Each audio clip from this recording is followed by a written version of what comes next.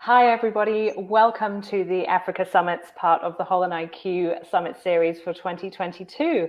My name is Lucy Blakemore, and I'm the Vice President of Global Insights at Holland IQ. And I would love to introduce to you Mwasi Wilmore, who is the CEO of Ubongo. Hello, Mwasi.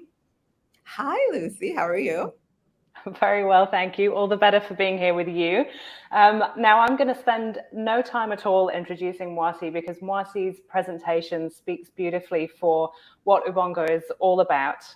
So without further ado, let me bring your presentation up large. And Mwasi, please go ahead and tell us a little bit about Ubongo, where you've come from and what kinds of things you're doing. Hi, thank you, Lucy. I really appreciate that. As mentioned, my name is Mwasi. I'm the CEO of Ubongo. We provide representative and impactful education to over 32 million children in Africa, so that not only can systemic education, economic, and societal gaps be addressed, but the children can learn in a fun way that helps build their confidence, critical thinking skills, emotional intelligence, and of course, avoid further pitfalls in the future.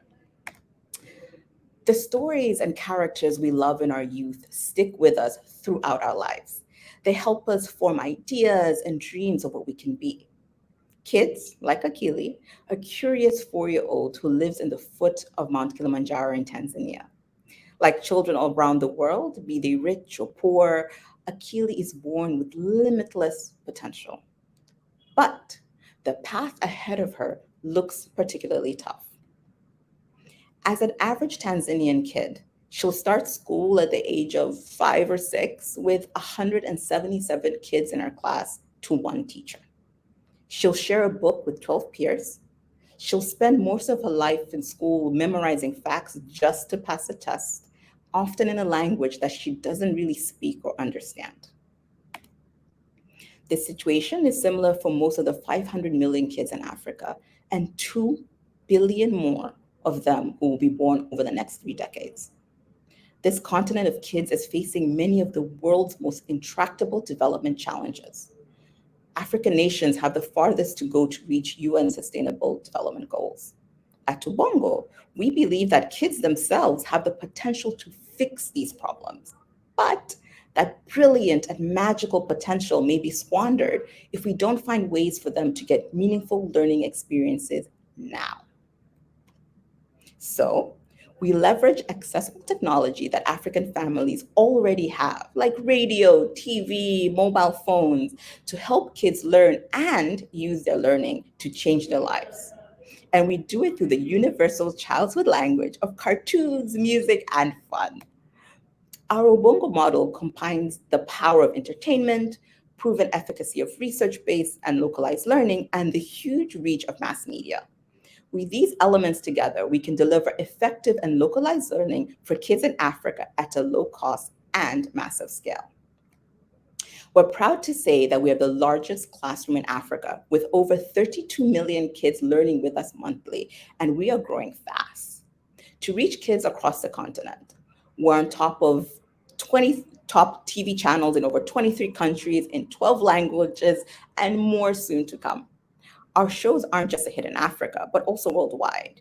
We've got over 600,000 YouTube subscribers and 16 million views monthly, again, and growing. Now, this doesn't just happen by chance. We've got an iterative process for creating, delivering, and continually improving our over fun learning. We do it through human-centered research to help understand our audience and their needs. Content creation with kids and key partners to develop super sticky cartoons and musical radio programs. Then distribute to millions over TV, radio, and web. And of course, impact evaluation to understand what's working as well as what's not. Little kids who watch our preschool cartoons outperform their peers by 24% in numeracy and 12% in overall cognitive development after just 1 month of daily viewing. They also learn about caring for each other and their environment, all with a good, healthy dose of fun and imagination. We're able to achieve this impact at a cost of less than 10 cents per kid per year. That is super cost effective, and it will go down further as we scale. We subsidize that mostly through grant funding and donations. Out of the 10 cents, 9 cents come from grants and donations, with 1 cent coming from earned revenue. In Tanzania, 3/4 of urban kids and half of rural age kids between 3 to 13 can name our cartoon characters. 68% of our viewers' parents say that personal quality of life has improved because of Ubongo shows, and 99% say their child's quality of life has improved. Our net promoter score of 65 shows that we're not just reaching families, but deeply engaging with them with our learning and our brand.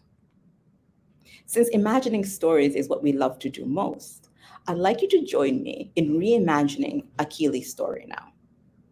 Each day, while her mother cooks, she and Akili listen together to the radio and sing educational songs, practice counting and new words. When she gets a bit older, Akili goes to a local video banda where she watches cartoons that teach her math, science, and even coding, which she and her friends then practice through fun games that they've learned on our show. And on that exciting day when her dad brings home that smartphone, Akili uses educational apps to deepen her learning and search for more, because now the possibilities are endless. We'll stay with her throughout her journey, helping her build her educational foundation, inspiring her to grow with her brain, dream big, and become a change maker. She leverages her learning to change her life, her community, and the world. And how about the next 2 billion? We want every kid in Africa to be able to find the fun in learning like Akili. But it's going to take a lot more work to get there. So that's why we're asking the question of what it takes to equitably scale impact to hundreds, maybe millions and billions of children in Africa. So what's next, you ask? Catalyze a movement of change, inclusively educate, and positively impact this and generations to come. Simply put, Ubongo will make and scale magic. And as you'll soon know, we sprinkle magic on everything. We want to focus on understanding what we need to know and then build the foundation to not only reach and positively impact 60 million children by 2025, but the next 100, 200, even 500 million plus children that we intend to reach. Better yet, explore how we can position ourselves to serve the next 2 billion children that will be born over the next 35 years. And it takes a special kind of company to be able to do this. Introducing the Zebracorn. Zebra is defined as a company that fuses profit and purpose to improve society sustainably. Like a zebra, we will seek to build an ecosystem, but where other companies would focus on profit, we would focus on unlocking scale. Unicorn is often defined as a fast-growing company with a value of over 1 billion. But rather than work towards a valuation of 1 billion, we want to impact 1 billion plus lives. As a Zebracorn, we want to be sustainable and scalable, not just in Africa, but beyond. We want our innovation, purpose, and impact to go beyond what our minds can imagine. There are 5 things we know we have to do. Firstly, build an organization that is agile, scalable, and able to respond quickly to innovations, changing models, and serve varying needs. To do this, we know that we have to be more data-driven, conduct more research and longitudinal studies, integrate technology more into our strategy, and use it to create operational efficiencies. We want to move to more virtual operations to allow for flexibility, growth, and scale throughout the continent. Secondly, replicate and scale what we know works. This includes expanding geographically, increase the number of languages our content is adapted to. Thirdly, build on areas that we have been identified as the next wave of impact, like increase and improve our digital products, intentionally target and engage diaspora communities. Fourthly, explore and innovate. So, how do we reach the last mile? How can we incorporate play-based learning into the Ubongo experience?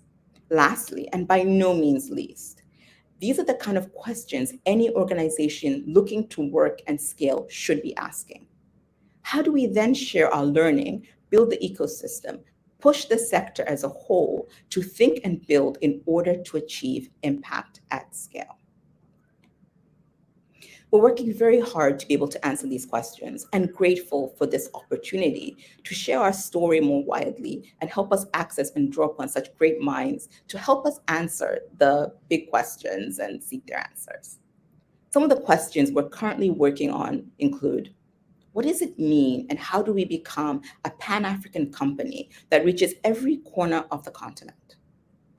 How do we expand our reach while still managing to be localized, representative, and engaging in each of these communities?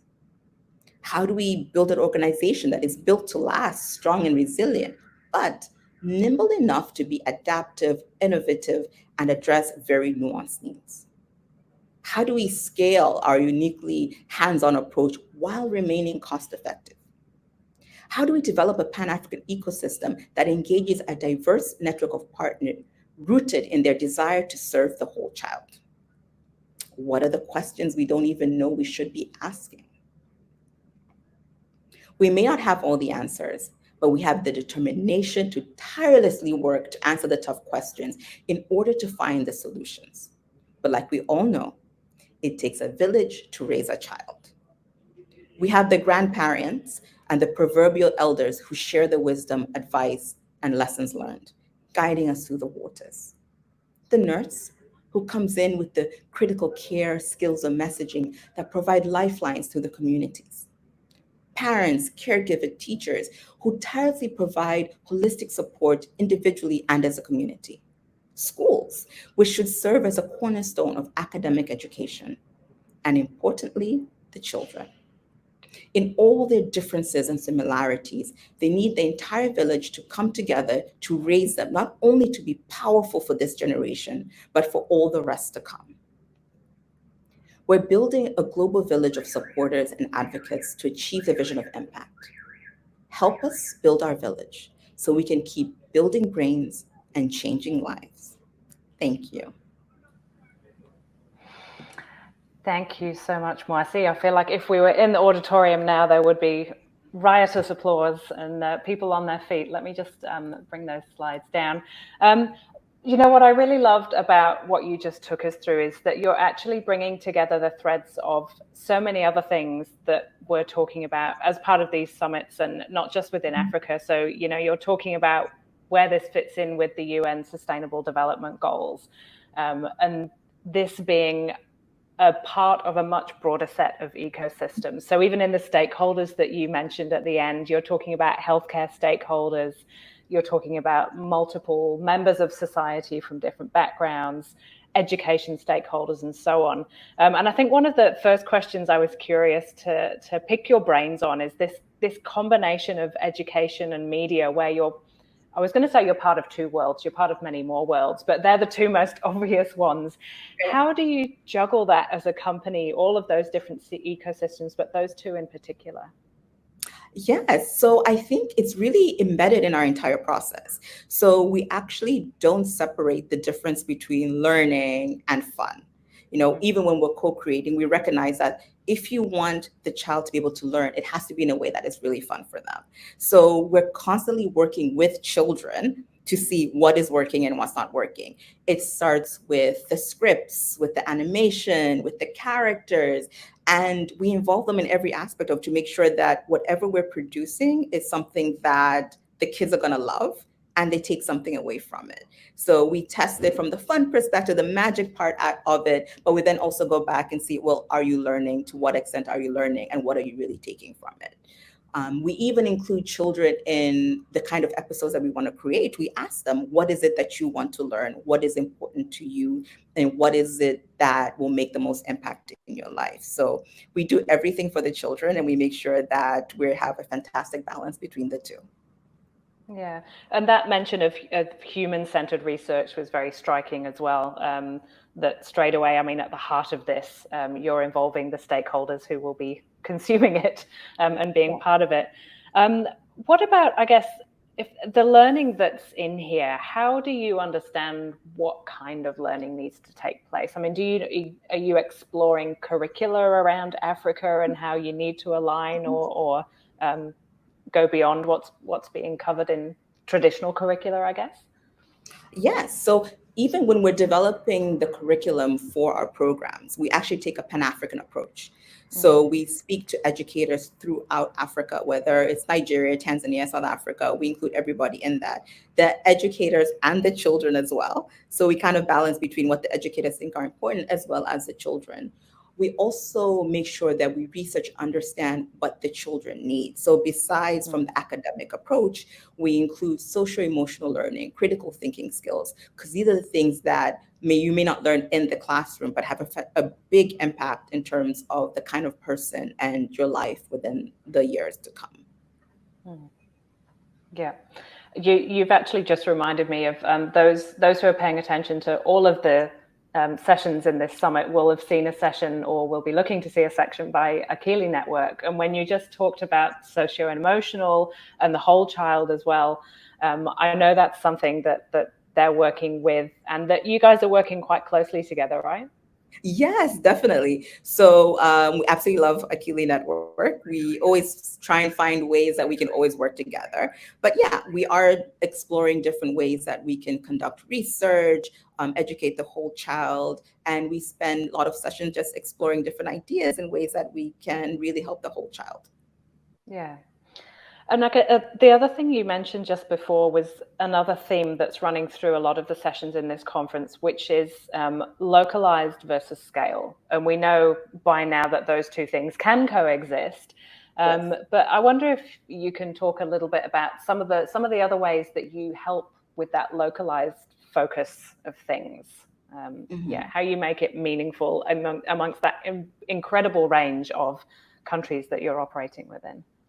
Yeah, definitely. So generally when we're going into a market, we usually start at scale. So we'll go on, let's say, free to air TV, get our content there. And then as we start to understand the market better, we start localizing from the language perspective. So in that process of, localizing it into the local languages, we learn more about the culture and the people and the children and their preferences. And we go back and we keep incorporating that into our products. But then we also see how we can further localize our products to that market. And then from there, we start moving into, let's say, last mile distribution, where we see what is the best way for this product to reach the child? What would be the most impactful? So we're constantly balancing between scale and localization and making sure that we have a lot of feedback from the market, from the children, from the educators, from everybody, the parents, to make sure that we're still able to do that. Research shows that a child learns best if it is localized within their mother tongue, within their cultural context. So we try our best to make sure that we're addressing that with our products. Yeah.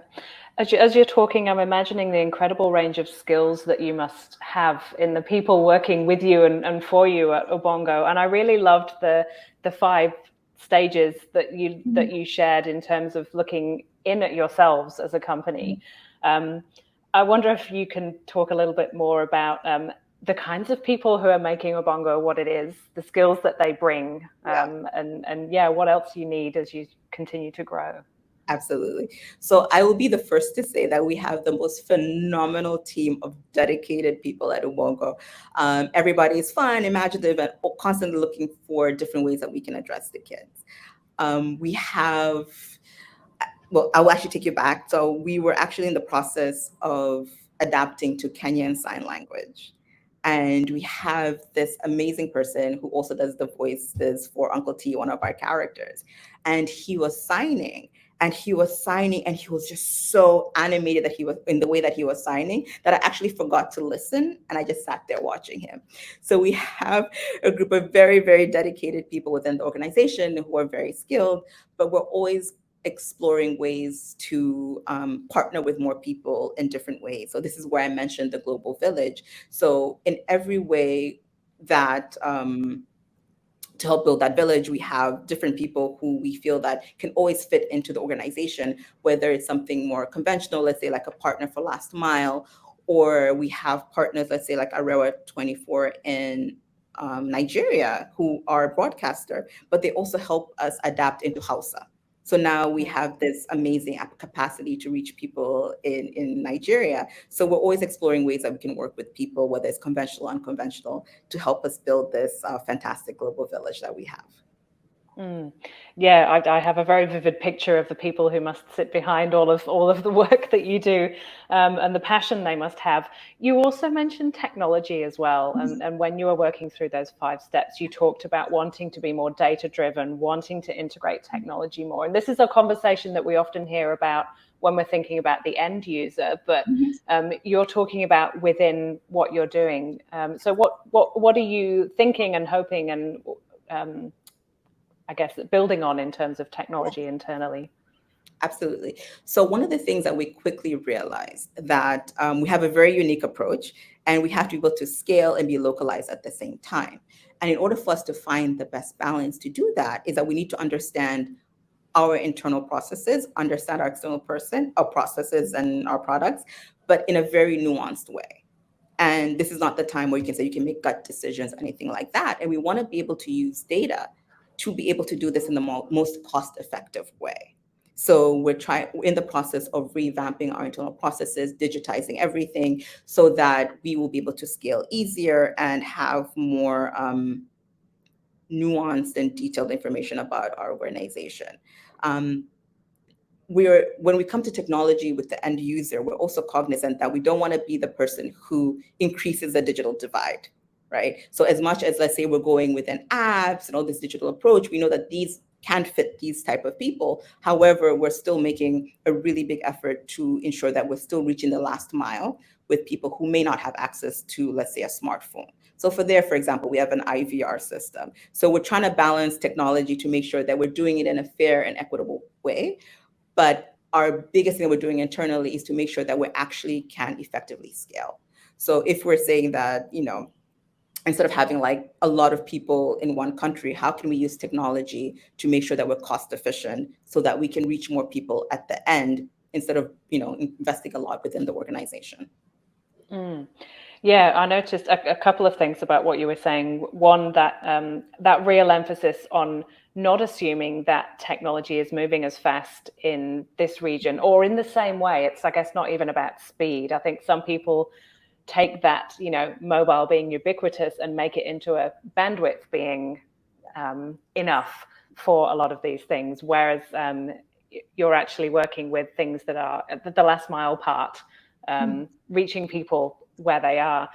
But the other thing that you also just reminded me of that you'd said was this sense, wanting to expand virtual operations. And so what does that mean, and what does that enable for you? So it enables us to be able to reach the child at the most cost-effective way. So we're very cautious. We're like, we're getting there at 10 cents per kid per year. We don't want to go over that. We need to reach more children at an affordable cost.